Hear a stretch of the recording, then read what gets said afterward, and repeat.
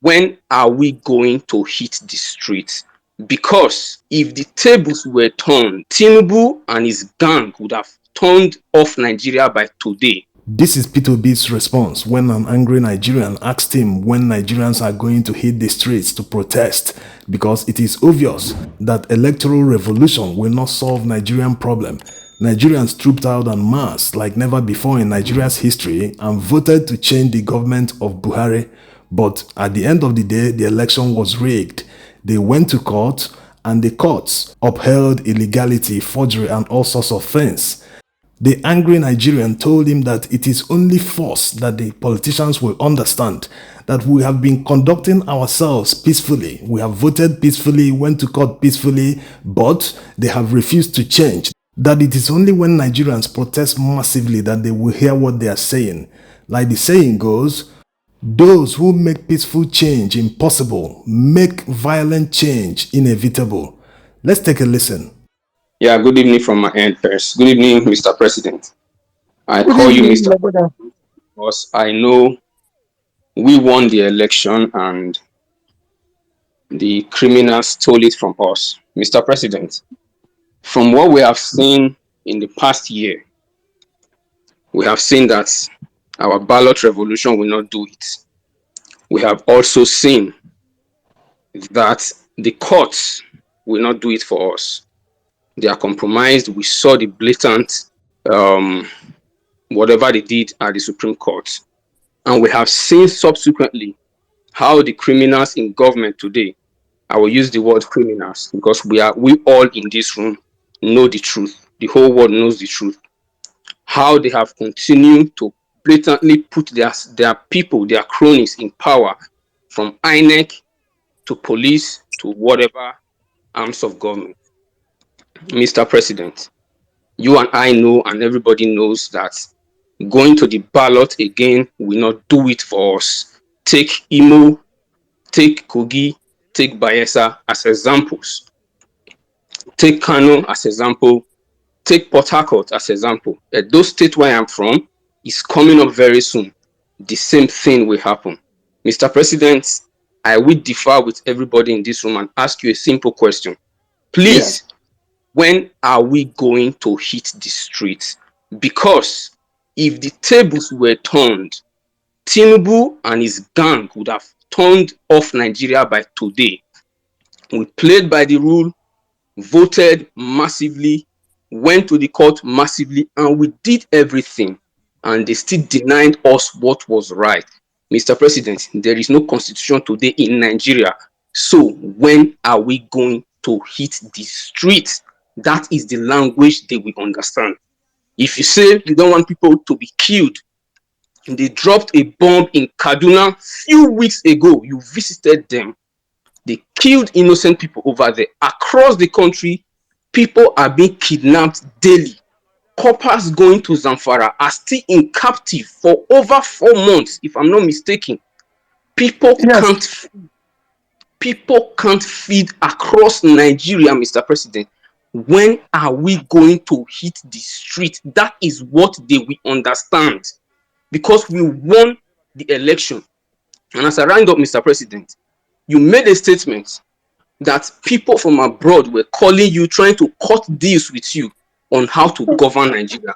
We know they don't. I'm so sorry to interject, Chief Owaken. If you don't mind, can you please go straight to your question? The question is, when are we hitting the streets? Thank you, Mr. President. Okay. Thank you very much. I know how you feel. I know the pain you feel. But let me tell you what I've always said. We are preaching the right things. We will not do it wrongly. I've always said that those who want to answer Excellency must come through the excellent way. It will take time. It will look as if it's going to be tonight. But I will tell you, it won't be too far. We are going to do it the right way, and we're going to get there. The people will be with us. They will come to an end one day. There are things I cannot tell. They're coming to an end because hunger, everything, because they can't do it. I have said to people, if you hit the streets, it will be worse for those you're trying to protect. because they are the ones who live in armored houses with armored cars, which I and you don't have. They live a sophisticated life.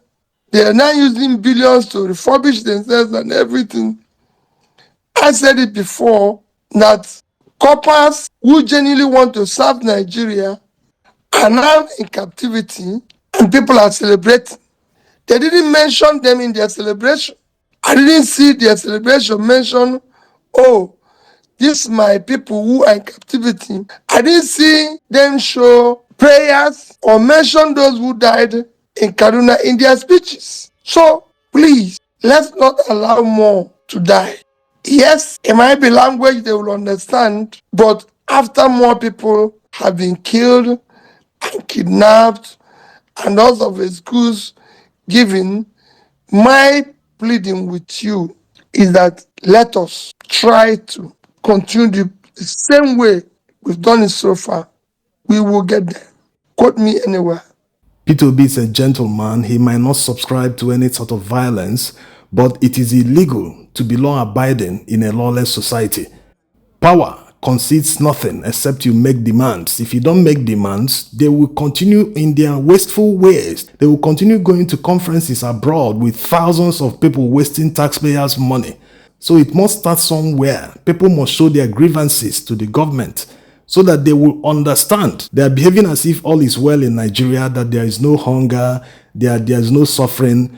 They are living an alternate reality. The protest by the people will jolt them back to reality and say, hey, there's serious suffering, and this suffering will not be solved by palliatives or sharing money. It will be solved by doing the right thing, cutting cost of governance.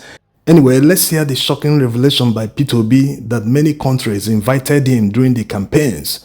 But when he went there in their capitals, they were making demands from him that sounded very strange.